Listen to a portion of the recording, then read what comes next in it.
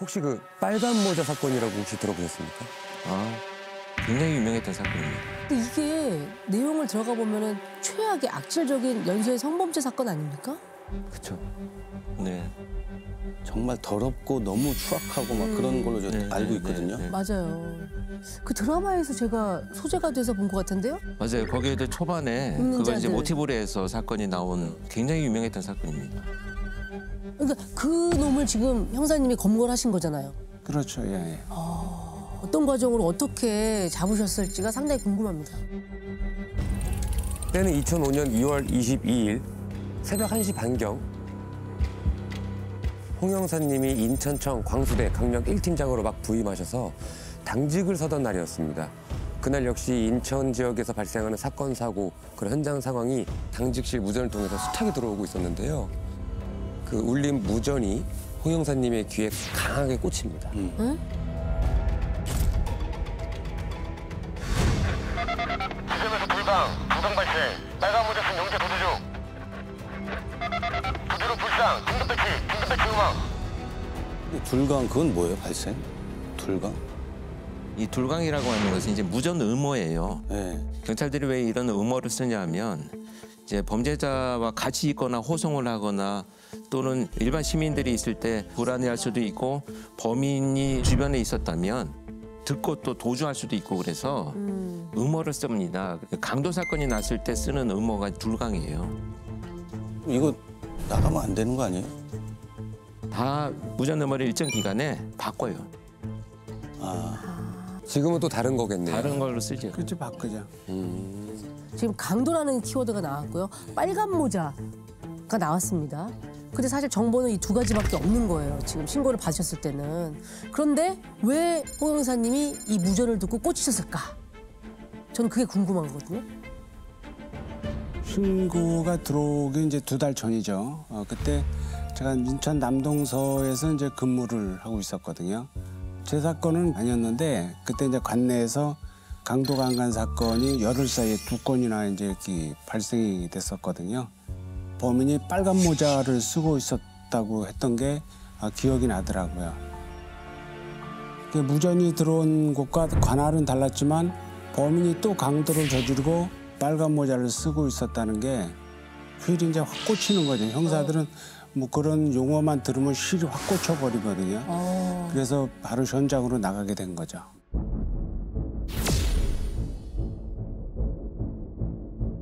현장은 어떤 상황이었나요?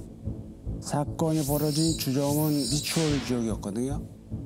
여주인과 여종업원 2명이 있었는데 빨간 모자를 쓴 남성이 그중에서 나이가 많은 여주인만 가도로 위협한 다음에 성폭행을 했고 수표내장을 포함해서 53만 원을 강차로 달아났던 거죠.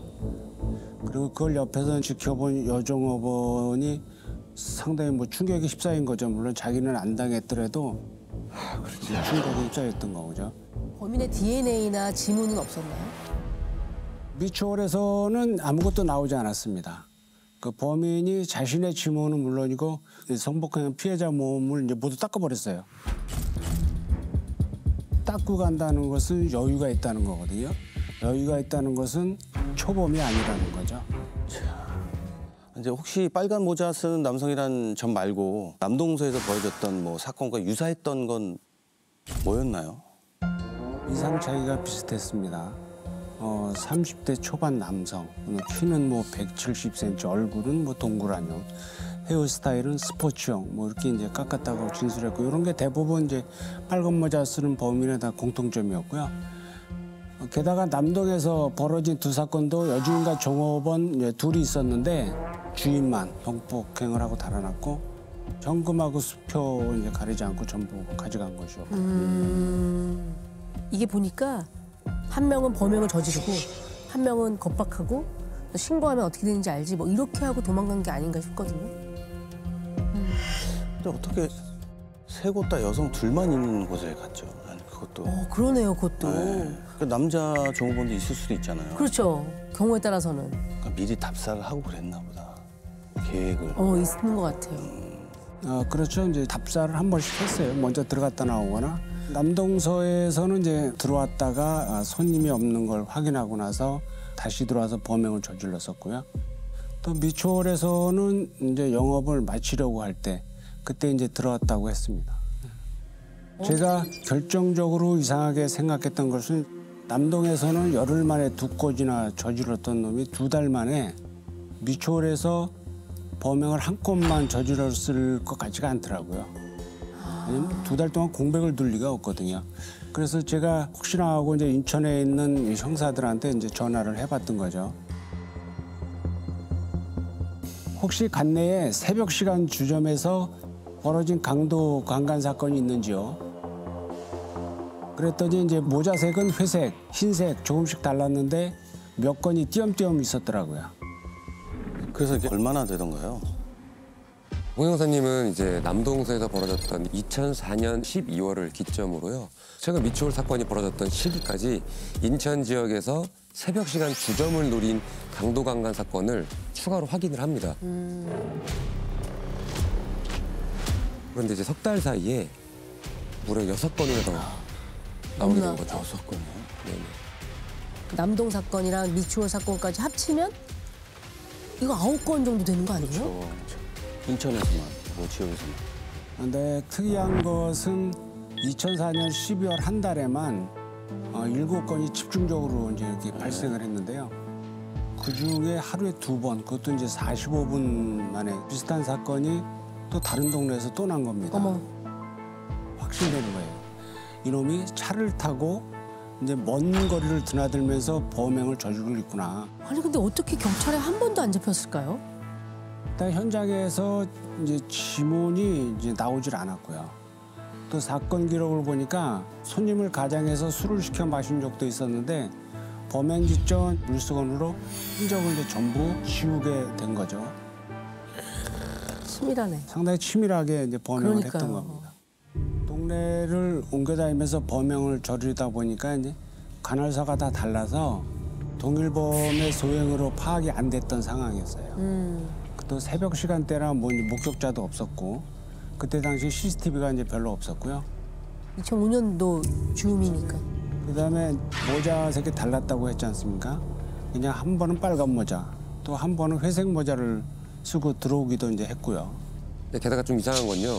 2004년 12월 29일 이후부터 그 해를 넘긴 2005년 1월 29일까지 한 달 동안 인천에서 단 한 건의 사건도 발생하지 않았습니다.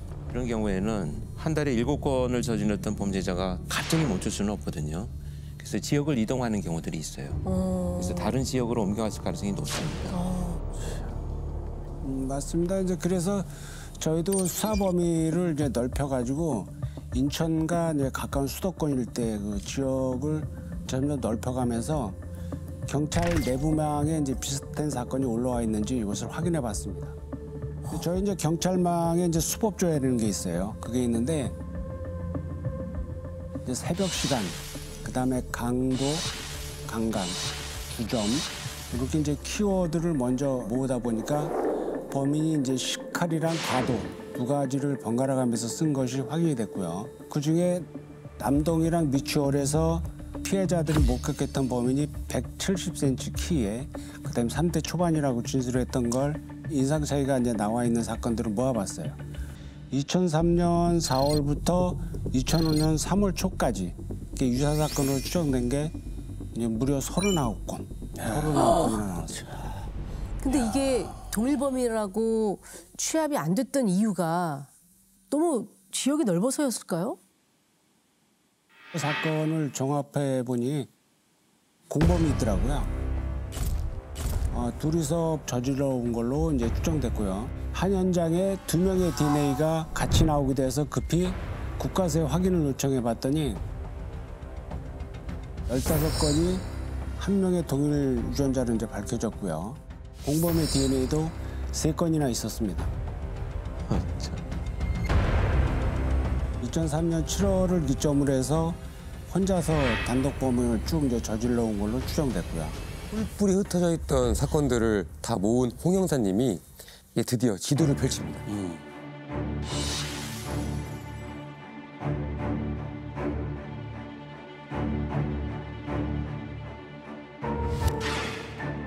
저는 경기도 일대 지도 아닙니까? 고양시, 수원, 구리, 의정부, 부천, 인천, 그냥- 김포까지 참. 경기도를 그냥 싹 다 돌아다녔네. 싹 다 돌았어요 지금. 저희가 이제 파악한 사건들 중에 2003년도 4월 경기도 고양 사건이 이제 그 시적이었고요. 수원 남부, 인천, 부천 등을 옮겨 다녔지만 지역을 옮기던 그 사이사이에서도 이제 고양에서 꾸준히 이제 범행을 저질렀더라고요. 고향에서만 14건이네. 14건이요? 아, 그게 맞습니다. 이게 고양에 있는 데서 상당히 많이 발생됐고 인천에서도 많이 발생되고 그랬죠. 고향에서 뭐 수상한 냄새가 나죠. 네. 그래서 홍 형사님은 고양시 지도만 펼쳐놓고 이 지역에서 발생한 사건들을 하나하나 다시 점찍기 시작합니다. 그런데 여기서 예상치 못하게 아주 결정적인 범인의 패턴이 발견이 됩니다.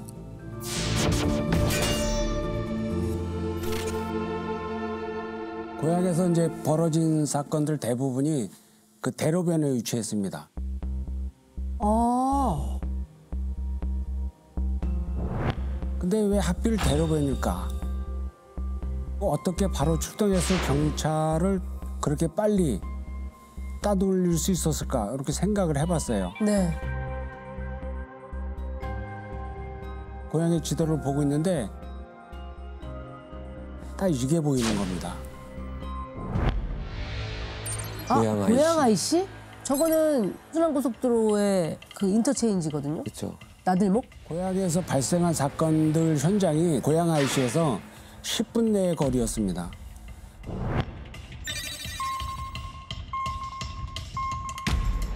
그래서 혹시나 하고 다른 지역에서 발생한 현장 주변을 자세히 보니까 거기도 마찬가지로 그 지역 IC와 10분 내 거리에 위치해 있었습니다. 그래서 이제 선을 쭉 그어봤는데 이게 나오는 겁니다. 아, 그러네. 김포, 인천 지역, 판교 있는 데는 수원 지역이니까. 그렇죠. 선본과 판교가 다 연결되어 있잖아요. 구리, 의정부. 지리 프로파일링. 수사의 이제 속도를 내서 범인을 좁혀야 하는 상황이잖아요. 그래서 아무래도 이놈이 도주 중이니까 그 톨게이트를 통과할 때 과속을 했을 것으로 이제 보고서 우선적으로 과속 차량만 먼저 체크를 해봤어요. 근데 그 중에서 단속 카메라에 찍힌 차량들 중에 각 지역마다 중복된 이제 번호가 있는지 집중해서 찾아봤는데 아무것도 없었어요. 아, 근데 이때 이제 수사에 물꼬를 틔워줄 아주 반가운 연락이 옵니다. 현금과 수표를 가리지 않고 모두 갈취해 갔다고 하지 않았습니까? 그렇죠. 근데 범인이 수표를 썼습니다. 그것도요. 뒷면에 이서도 다 있고요. 그렇죠. 이제 대부분 훔친 수표를 각 지역의 숙박업소 그래서 이제 현금으로 바꿨더라고요. 그 중에서 이제 이설을 한 수표가 몇 장 있었는데 모두 가짜였고요. 이건 반가운 소식이 아닌데. 전에 그 수사했던 절도범들 중에 훔친 수표에 이제 가짜 번호를 적으면서 네. 본인의 실제 주민번호 중에 몇 자리를 이제 그대로 이렇게 적는 거죠. 혹시나 이놈도 그랬지 않을까 싶어가지고 그 몇 장의 수표에서 공통적으로 앞자리가 71년생이다. 뒷자리 시작 번호를 123이라고 써놓은 겁니다. 아, 그 공통점을 찾아내신 거네요. 추려냈고. 그것도. 주민번호 뒷자리면 출생 지역 같은 거 나오잖아요. 그렇죠. 그게 다들 알다시피 이제 뒷자리 첫 번째 숫자는 이제 성별을 구분을 하는 거고요. 네. 이어지는 네 자리 중에 두 번째와 세 번째 자리가 출생 신고를 한 시도별 지역 번호고요. 네 번째와 다섯 번째 번호가 주민센터 고유 번호거든요. 2, 3이면 범인은 경기도에서 출생 신고가 됐다는 건데 지금 네 번째까지만 특정된 걸 보면 여러 지역에 나왔을 걸로 보입니다. 이제 경기도 어디까지로 좁혀졌나요? 경기도 파주, 문산, 신용 지역에서 나올 수 있는 번호로 확인이 됐어요. 근데 이것만으로 또 어떻게 잡아요? 와, 이 수사가 어렵네요. 하지만 우리 홍 형사님은 펼쳤던 지도에서 다시 한번 확신을 아예 가져버립니다. 지도를 보면 이제 범행이 발생했던 지역에서 파주 문산 시흥을 봤더니 시흥에서 범행이 한 건 저질렀어요.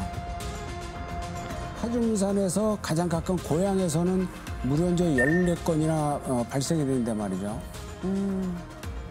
그때부터 이제 고향이 예사로 보이질 않는 겁니다. 왜 하필 고향이었을까에 대한 답이 이제 바로 저 범행이 하나도 발생이 안 된 파주와 문산인 것 같더라고요. 제가 한동안 고향에 살아서 아는데 이 자유를 타잖아요. 네. 자유를 타고 고양이 씨랑 바로 연결이 돼요. 네, 네. 그럼 자유를 타면 어딜 갈 수 있냐면 파주 문산에 갈 수 있죠. 거의 연결돼 있죠. 예. 그렇죠, 네. 그렇죠. 근데 지금 아까 말씀하신 파주 문산에서는 사건이 한 건도 하나도 일어나지 없었잖아요. 않았거든요. 근데 현재도 연고가 있다면 가족들이 그 일대에 살고 있는 경우는 좀 다를 수 있어요. 왜냐하면 비슷한 인상착의가 신고가 돼서 소문이 나서 가족들이 인지할 수도 있는 위험성이 있고 그런 걸 피해서 범행을 저질렀을 가능성이 높기 때문에 아, 참, 그것도 너무 웃기다. 자기 그러니까 가족들이 있는 터전은 발을 들이지 않았다. 그렇죠. 네. 그러니까 어쨌거나 형사님의 추리가 파주 문산으로 이렇게 좁혀진 건 사실인데 파주 문산 지역을 뭐 다 뒤질 수는 없는 거잖아요. 아, 그것도 크죠. 그렇죠. 예. 그래서 우리 형사님은요, 피해자분들이 목격했던 그 나이대에 주목을 다시 하기 시작합니다. 나이 기억하시죠? 20대 후반부터 30대 30대 중반까지 중반까지, 예. 이렇게 해서 검색하셨다고 했거든요. 맞습니다. 그래서 이제 그때 당시 나이로 해서요, 37인 68년생부터 27인 78년생까지 그 인천 경기 지역에서 주민등록이 말소된 사람들을 모두 찾아냅니다. 그때 왜 하필이면 주민등록이 말소된 사람을 찾으신 거예요?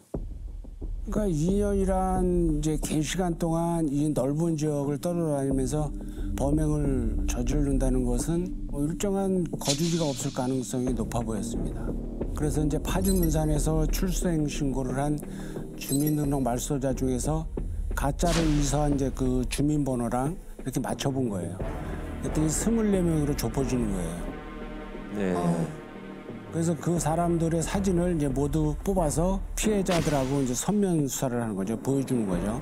피해자들 중에서 4분 정도가 한 사람을 이제 지목을 하는 겁니다. 야, 거기서 나. 야, 네, 지금부터 이 남성을 한 씨라고 부르도록 하겠습니다. 한 씨는요, 파주에서 출생 신고를 한 당시 31살의 남성이었고요. 성범죄 전과는 전혀 없었던 걸로 확인이 됐습니다. 게다가 이제 그 한 씨가 고향과 인천 계양에서 한때 이제 살았던 것으로 확인이 됐고요. 주민등록이 말소되기 전에 도로교통법을 위반해서 적발된 기록을 보니까 이제 고향에서 8건, 의정부에서 3건, 인천 계양에서 3건, 전부 범죄가 발생한 지역으로 밝혀졌고요. 또 범행 장소에 대한 질감이 상당히 이제 밝았던 걸로 이렇게 판단이 됐습니다. 그러니까 도로교통법 위반으로 적발이 된 적이 있었다라는 거 보면 차량 번호도 확인이 됐겠네요. 근데 한 씨 소유로 된 차량은 없었어요. 아, 남의 차를 타고 다녔어요? 네, 맞습니다. 주민등록 말소 전에도 본인 명의의 휴대전화나 통장, 뭐 신용카드 등 이렇게 추적할 만한 게 하나도 없었어요. 뭐야, 유령도 아니고 이거 뭐 어떻게 추적할 만한 게 하나. 그러게요. 이제 근데 주민등록이 말소돼도요, 병원 진료는 이제 받을 수 있거든요. 그렇죠. 그래서 한 씨 이름으로 이제 진료 기록을 확인해 봤더니 병원마다 진료 기록에 이제 같은 전화번호도 적혀 있었는데 그 명의를 확인했더니 동갑내기 파주 출신의 그 남성이었고요. 그 명의를 빌려준 친구는 한 씨가 어디 있는지 알 수 있을 거 아니에요. 그러니까요. 적어도 만나진 않아도 연락은 했을 거 아닙니까? 근데 한 씨 주변 인물들을 대상으로 이제 탐문을 했다가는 이제 수사가 노출되잖아요. 그렇게 되면 이제 잠적할 가능성이 높아요. 그러니까 이제 섣불리 접근할 수가 없죠. 그래서 이제 만약 한 씨가 이 번호를 이제 계속해서 쓰고 있다면 자주 통화한 사람과 긴밀한 관계가 이제 될 수도 있겠다는 생각이 들어서 이제 통신 기록을 쫙 뽑아봤는데요. 유독 이제 자주 통화한 번호 하나가 나오는 거예요. 안양에 거주 중인 이제 여성이었어요. 이 여성 명의로 총 이제 3대를 쓰고 있는 걸로 확인이 됐고요. 일단 기지국 위치를 이제 분석해봤어요. 그랬더니 한 대는 이제 거주지인 안양에서 이제 계속 잡혔는데 나머지 이제 2대가 그 범행 시각하고 또 범행 인근 지역에서 사용한 걸로 이렇게 나오는 겁니다. 그럼 이 여성 전화도 범인이 빌려 쓰고 있는 모양인데? 그래서 저희가 이제 이 여성의 휴대전화 3대를 모두 실시간 이제 위치 추적을 걸어놓고서 어디로 움직이나 이렇게 봤어요. 그랬더니 그 휴대전화 명의자인 여성의 집 인근으로 이제 잡히는 겁니다. 그렇게 한 이틀 밤을 꼬박 새우면서 지키고 있었는데 아파트에서 이제 한 놈이 이제 뚜벅뚜벅 걸어 나오더라고요. 한눈에 알아봤어요. 한씨라는 걸요.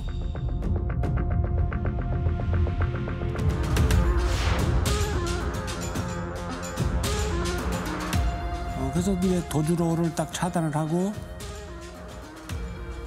한씨 이름을 불렀더니 싹 이렇게 쳐다보더라고요. 아, 드디어 잡았네요. 네. 근데 인정했을까요?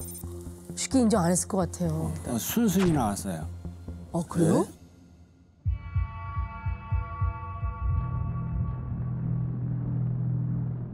잡으러 올 줄 알았다고 이제 하면서 잡히니까 속이 후련하더라고. 아니 뭐가 후련해?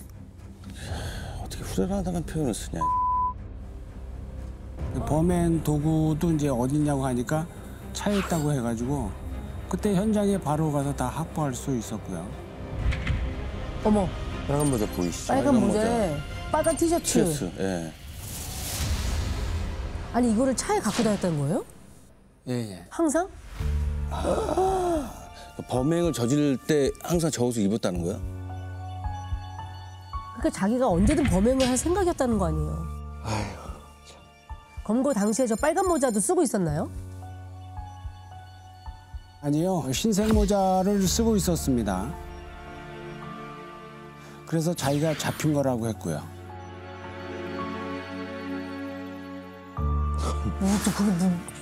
그게 뭔 말이야? 범행을 시작한 이유가 바로 이제 도박 때문이라고 했거든요. 도박 자금을 마련할 목적으로 술집을 습격하기 시작했던 건데요. 이제 도박장에 갈 때 화투패랑 똑같은 빨간색, 화투패가 좀 빨갛잖아요. 네. 그 빨간색을 입거나 그것을 이제 쓰면은 돈을 땄다고 해요. 그래서 이제 행운의 상징이라고 생각하고 범행할 때 주로 빨간색 모자를 썼다고 했습니다.